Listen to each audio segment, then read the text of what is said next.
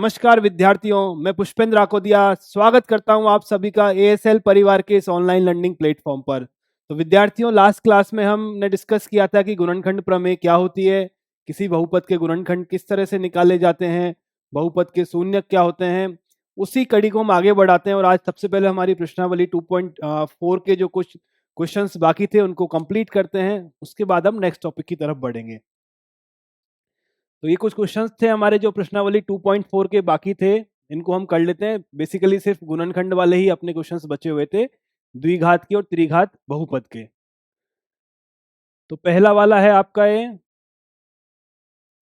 जिसमें आपको बहुपद दिया हुआ है P x 12x² minus 7x+1। तो हम इसको मध्य पद को के टुकड़े करके इसका गुणनखंड करेंगे। तो किस तरह से होगा, पहली और तीसरी जो है, मतलब ए और सी का जो गुणनफल है, मतलब -7 के हमको ऐसे टुकड़े करने हैं जिसको हम गुना करें तो हमारे पास 12 आ जाए, और जिसको हम जोड़ें तो हमारे पास -7 आ जाए। करेक्ट। 12 हमारे पास धनात्मक संख्या आनी है, तो हमें -7 के दो ऋणात्मक टुकड़े करने पड़ेंगे, जिससे उनको जब गुना करेंगे तो हमें धनात्मक संख्या मिल जाएगी। ये आपका हो गया 12x² minus 4x minus 3x+1। ठीक है। -4 और -3 को आप गुना करोगे तो आपको 12 मिलेगा पॉजिटिव, और -4 और -3 को जोड़ोगे तो आपको -7 मिलेगा। इसमें से मैंने 4x कॉमन लिया तो x -1 यहाँ पे रह गया। यहाँ से मैंने -1 कॉमन लिया, नहीं कुछ गलत किया है। अगर मैंने यहाँ से 4x कॉमन लिया है तो यहाँ पे आपको 3x -1 बचेगा, और अगर -1 यहाँ से कॉमन लिया तो यहाँ से 3x -1 बचेगा। 3x -1 को कॉमन लिया तो आपके पास 4x -1 बचेगा, और ये आपके इस बहुपद के गुणनखंड हो चुके हैं। ठीक है। तो आपका ये बहुपद है, इसके गुणनखंड 3x -1 और 4x -1 होंगे। नेक्स्ट क्वेश्चन हम देखते हैं। इस क्वेश्चन में हमको बहुपद दिया हुआ है 2x² प्लस 7x+3। करेक्ट। तो 7 के हमको ऐसे टुकड़े करने हैं जिनको जब गुना करेंगे तो हमें 6 मिलेगा, जब गुना करेंगे तो हमें 6 के बराबर मिलेगा, और जब जोड़ेंगे तो 7 के बराबर मिलेगा। ठीक है। इसके टुकड़े करते हैं हम।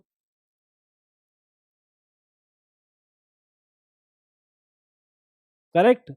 2 गुना 3 6 है, धनात्मक का नंबर है। बीच वाला आपका 7 भी धनात्मक है, तो आपको दो ऐसे धनात्मक टुकड़े करने पड़ेंगे जिनका गुना तो 6 आए और जोड़ने पे 7 आए।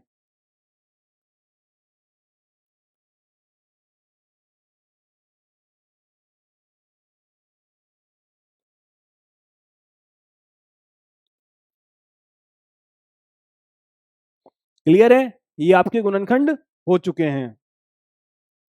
ठीक है। x+3 और 2x+1 आपके गुणनखंड हो चुके हैं। नेक्स्ट क्वेश्चन अगर हम देखते हैं तो यहाँ पे आपको बहुपद दिया हुआ है px का मान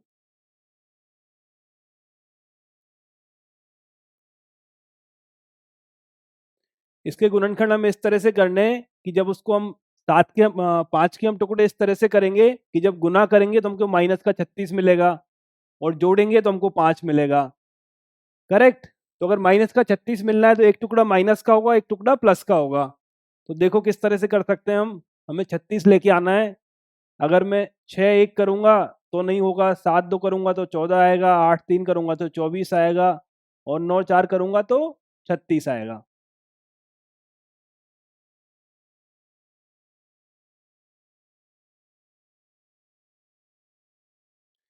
यहाँ से 2x को कॉमन लिया, 2x नहीं 3x कॉमन आएगा। 3x को कॉमन लिया, यहाँ से आपने -2 को कॉमन लिया, 2x+3 को कॉमन लिया,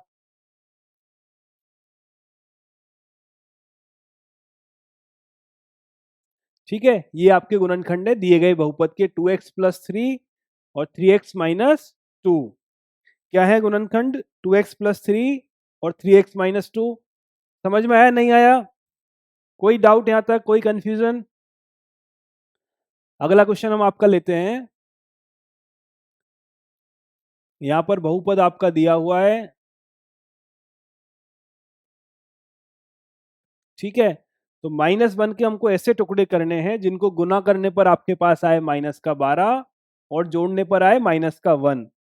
गुना करने पर माइनस का आ रहा है तो एक टुकड़ा धनात्मक होगा, एक टुकड़ा ऋणात्मक होगा।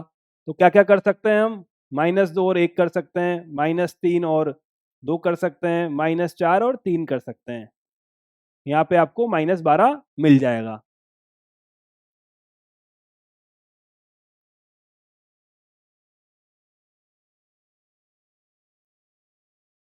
इन दोनों में से x कॉमन लिया मैंने, यहाँ से 1 कॉमन लिया,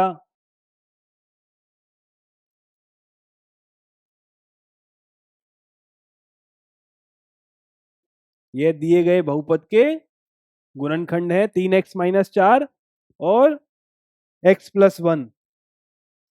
करेक्ट, कोई दिक्कत? सिंपल सा काम था, आपको द्विपद के मध्य पद के के टुकड़े करते हुए हमें गुणनखंड करने थे। अब हम आगे चलते हैं अपना। आगे आपके पास आए हैं वो है बहुपद है 3 घात वाले, त्रिघात वाले बहुपद है, इनके हमको गुणनखंड करने हैं। अब इसको ध्यान से एक बार आप देखिएगा।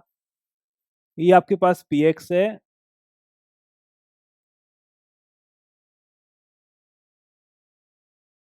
ठीक है। तो हमने लास्ट क्लास में यह देखा था कि बहुपद के अंदर जो अचर पद है, बहुपद का जो अचर पद है, इस बहुपद में अचर पद क्या है आपका?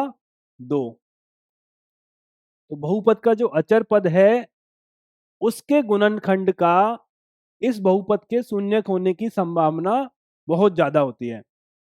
बहुपद का जो अचर पद होता है उसके जब हम गुणनखंड निकालते हैं तो उन गुणनखंडों में हमें बहुपद के शून्य मिलने की संभावना सबसे ज्यादा होती है।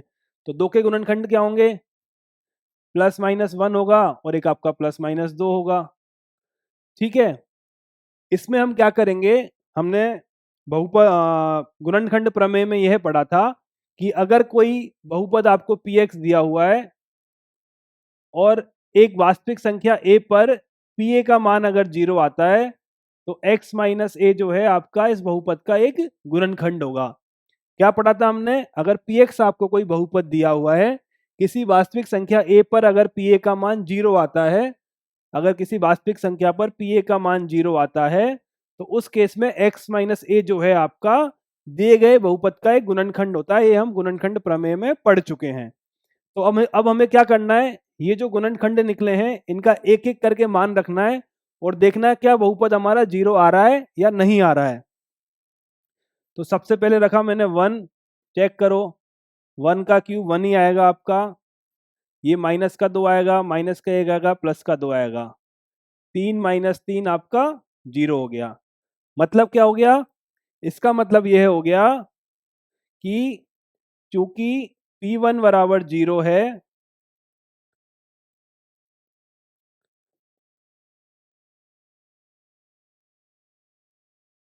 अतः गुणनखंड प्रमेय से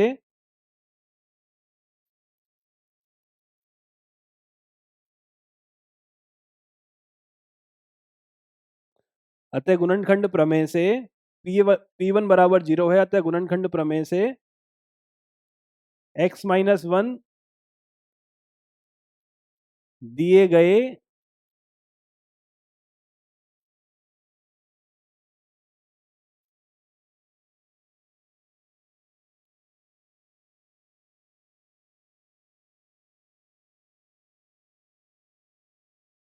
समझे? पीए पर इस बहुपद का मान 0 आ रहा है, अतः x माइनस 1 जो होगा दिए गए बहुपद का एक गुणनखंड होगा। अब एक गुणनखंड तो आपका ये हो गया।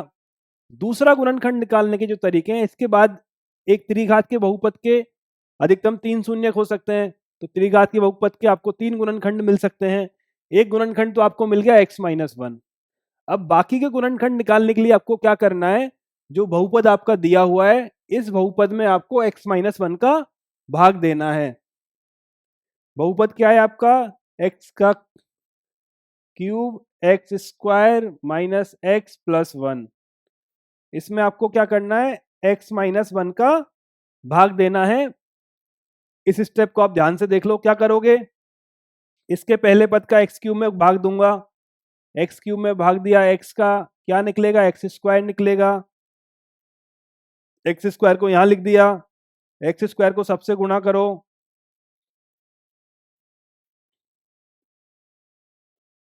इनके चिन्ह बदल दो और आपस में जोड़ दो। आपस में जोड़ दो, ये कैंसिल हो गया। माइनस का 2 प्लस का 1, माइनस का एक्स स्क्वायर आएगा, माइनस का एक्स आएगा, प्लस का 2 आएगा। पहले पद का इसके पद में भाग दिया, ये माइनस एक्स आपका आ गया। इसको इससे गुणा करो, minus x square plus x.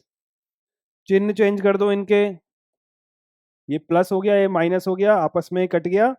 इसका मान आया माइनस का 2x प्लस 2।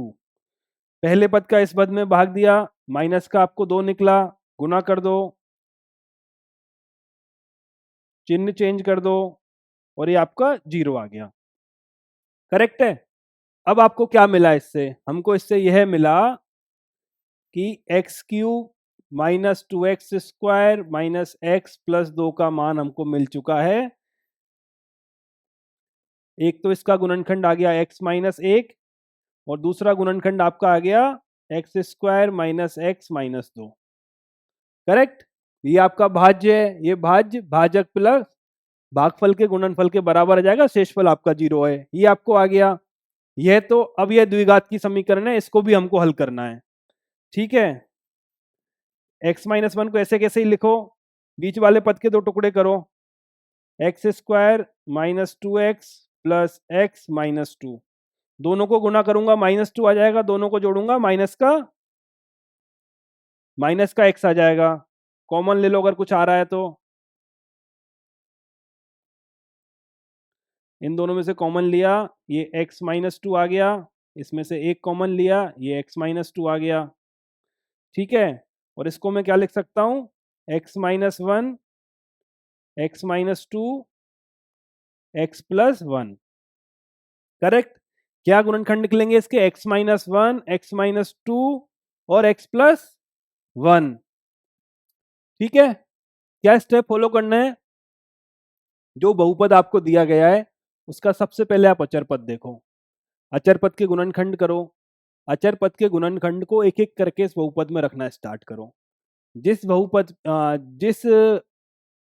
गुणनखंड के मान पर बहुपद का मान 0 आ जाएगा, उसी हिसाब से x माइनस ए जो है आपका, उसका एक गुणनखंड हो जाएगा।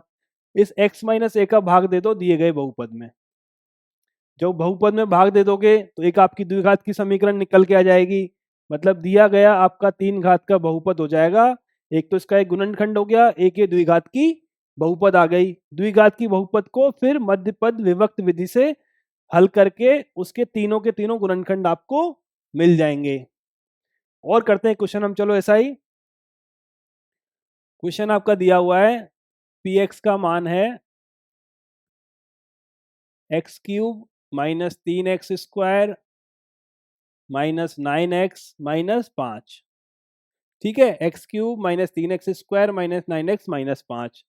अचर पद क्या है आपका 5 है, गुणनखंड क्या होंगे plus minus 1 plus minus 5। Correct है। अब एक एक मान रख के देखो, अगर मैंने रखा P1 तो क्या निकलेगा, 1 माइनस 3 माइनस 9 माइनस 5। ये 0 के बराबर नहीं है, इसको भूल जाओ, P1 को भूल जाओ। रखो P माइनस 1, माइनस 1 की घात 3 माइनस 3 माइनस 1 का घात 2 माइनस 9 माइनस 1 माइनस का 5। क्या मिलेगा आपको, मिलेगा माइनस 1 प्लस माइनस का 3 प्लस का 10 माइनस का 8 माइनस का 5। कितना हुआ आपके पास, आपको क्या मिला, आपको मिला माइनस का 1 माइनस का 3 और ये प्लस का 9 मिलेगा और ये माइनस का 5 मिलेगा। करेक्ट। कितना हुआ है, 5 3 8 और एक माइनस का 9 प्लस का 9 बराबर 0। मतलब क्या हुआ कि p माइनस 1 का मान अगर 0 है, क्या लिख सकता हूं मैं इसको कि चूंकि p-1 का मान 0 है, अतः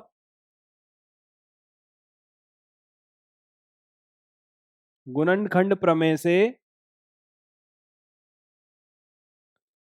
x+1 दिए गए बहुपद का एक गुणनखंड होगा।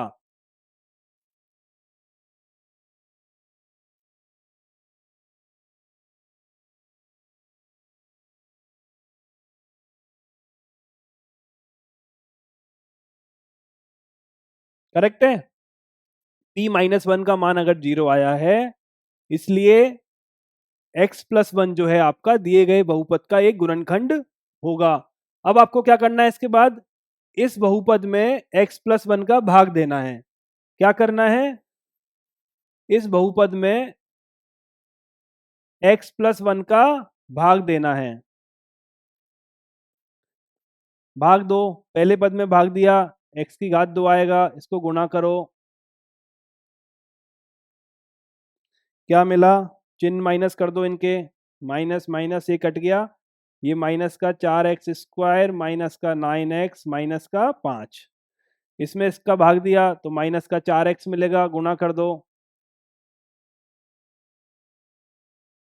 चिन्ह बदल दो आपस में, प्लस प्लस ये कैंसिल हो गया, ये बचा माइनस का 5x माइनस का 5, भाग दिया, माइनस 5 बार गया, गुणा करो, चिन्ह बदल दो, ये बचेगा 0। करेक्ट है?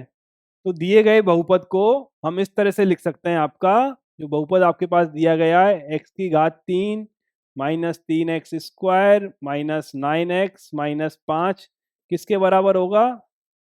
x+1 x² minus 4x minus 5। अब आपको इस बहुपद के गुणनखंड और करने हैं, तो -4 को ऐसे दो टुकड़े करने हैं जिनको गुना करने पर -5 आता हो और जोड़ने पर -4 आता हो।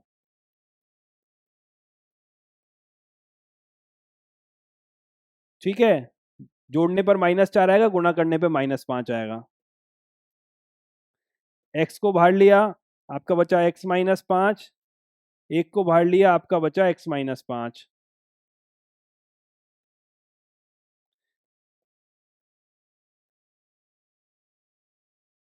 ये दिए गए बहुपद के गुणनखंड हैं, x+1 x-5 x+1 क्या आएगा?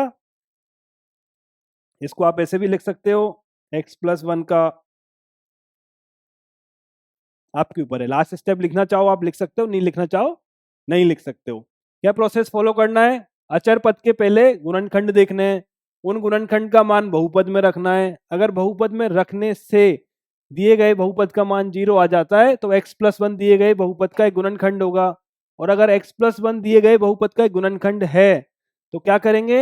इस दिए हुए बहुपद में x+1 का भाग देंगे, भाग देने से हमें एक द्विघात बहुपद मिल जाएगा। इस द्विघात बहुपद के जब हम आगे गुणनखंड करेंगे तो हमें दिए गए बहुपद के तीनों गुणनखंड मिल जाएंगे। एक क्वेश्चन और लेते हैं, बहुपद है आपका x की घात 3 प्लस 13x² 32x प्लस 20। ठीक है, ये आपका बहुपद एक दिया हुआ है। अचर पद क्या है यहाँ पे? अचर पद है 20, अचर पद आपका 20 है, 20 के गुणनखंड खूब सारे होंगे, +-2 भी होगा, +-4 भी होगा, +-5 भी होगा, 10 भी होगा और +-20 भी होगा। अब हमें एक एक करके चेक करना है किसके लिए 0 आएगा। अगर जल्दी आ गया तो आसान है, प्लस का कोई वैल्यू रखने का कोई फायदा नहीं है, प्लस का रखोगे इसका मान 0 आने के कोई चांसेस नहीं है, क्योंकि दिए गए बहुपद में एक भी पद ऋणात्मक नहीं है। अब अगर आप धनात्मक मान रखोगे px का मान सदैव 0 से बड़ा आएगा। तो स्टार्ट करते हैं हम रखना, हम रखते हैं p बराबर x बराबर -1, तो क्या निकलेगा? -1 की घात 3 32 -1 का स्क्वायर,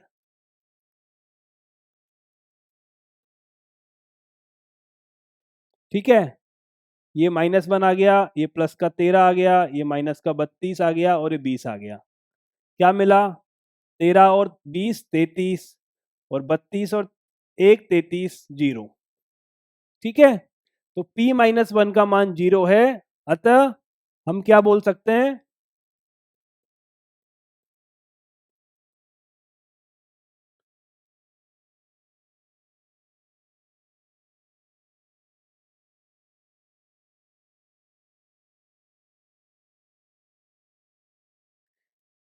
p माइनस वन का मान 0 है, अतः x प्लस वन दिए गए बहुपद का एक गुणनखंड होगा।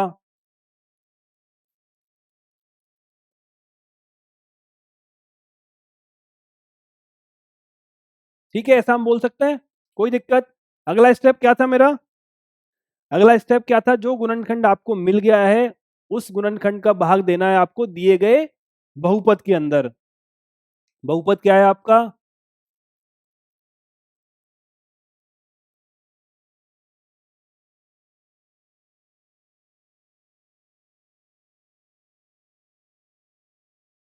पहले पद में भाग दिया तो आपको मिलेगा एक्स स्क्वायर, गुणा करो, चिन्ह बदल दो, ये आपका 3 आएगा, एक्स की घात 3 प्लस एक्स स्क्वायर, ये कैंसिल हो गया, ये आपको मिला 12x square plus 32x plus 20। पहले पद का भाग दोगे आपके पास आएगा 12x, गुणा कर दो, चिन्ह बदल दो, ये कैंसिल हो गया, इसमें बचा 20x प्लस 20। पहले पद में भाग दिया आपको मिला 20, गुणा करो, चिन्ह बदल दो, क्या मिला 0। ठीक है, तो दिया हुआ बहुपद जो है आपका x की घात 3 plus 13x square plus 32x plus 20 आपका किसके बराबर होगा, x plus one x square plus 12x plus 20 के बराबर होगा। कोई दिक्कत यहां तक, p माइनस वन 0 था, x प्लस वन बहुपद होगा, x प्लस वन का इसमें भाग दिया, आपको एक द्विघात बहुपद मिल गया, ये दिया अंदर वाला बहुपद इसके और इसके गुणा के बराबर होगा। कोई दिक्कत, अब इसके हमको गुणनखंड करने हैं, तो 12 को ऐसी दो संख्याओं में तोड़ना है जिनको गुणा करने पर तो 20 आता हो और जोड़ने पर 12 आता हो। ठीक है, 20 धनात्मक है, दो धनात्मक संख्याओं में तोड़ना है, तो मैं तोड़ता हूं 10x प्लस 2x प्लस 20।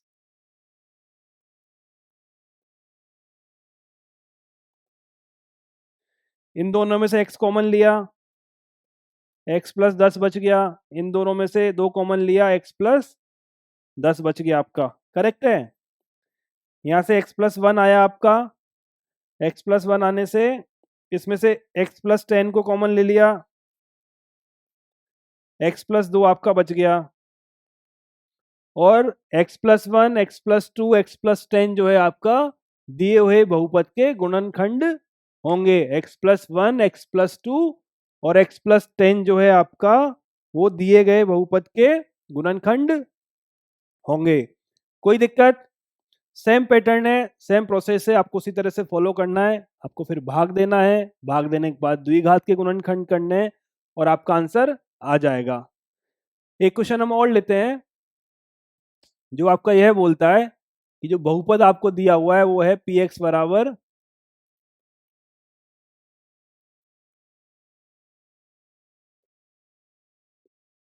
अचर पद क्या है आपका माइनस वन है, तो गुणनखंड क्या होंगे इसके प्लस माइनस वन होंगे। एक बार प्लस डाल के देखते हैं, एक बार माइनस डाल के देखते हैं। अगर प्लस वन डाला तो दो आया, प्लस एक आया, माइनस दो आया, माइनस वन आया, तो इसका मान तो जीरो हो गया, करेक्ट। पी वन का मान हमें जीरो मिल चुका है। अगर पी वन मेरा जीरो है तो एक्स माइनस वन दिए गए बहुपद का एक गुणनखंड होगा, क्योंकि पी वन बराबर जीरो है, अतः गुणनखंड प्रमेय से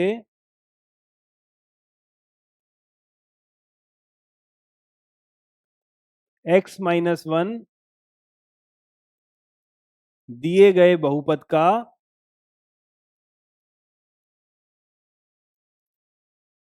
एक गुणनखंड होगा।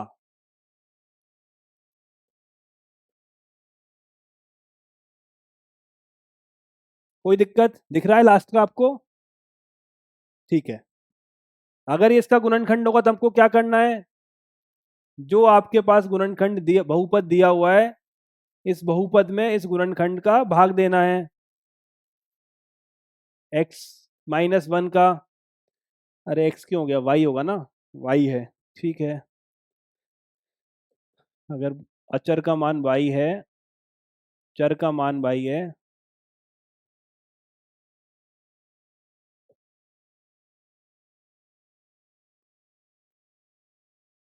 अगर आपका चर y है तो यहाँ भी y आएगा। ठीक है, पहले पद में पहले पद का भाग दिया, क्या मिलेगा आपको, 2y² मिलेगा, इसको गुणा करो,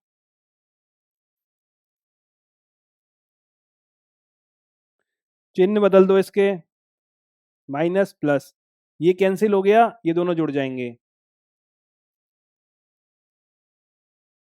ठीक है, पहले पद में पहले पद का भाग दिया, क्या मिलेगा, 3y मिलेगा, गुणा कर लो,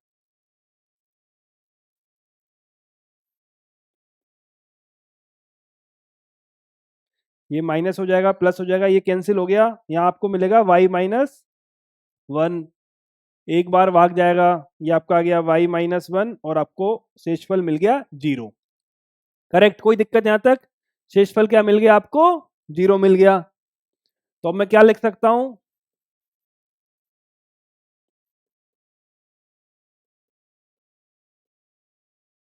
का मान किसके बराबर होगा, y-1 और इसके और गुणनखंड करने हैं मेरे को, तो 3 को ऐसी दो संख्याओं में तोड़ना है जिनका गुणा करने पर 2 आता हो और जोड़ने पर 3 आता हो।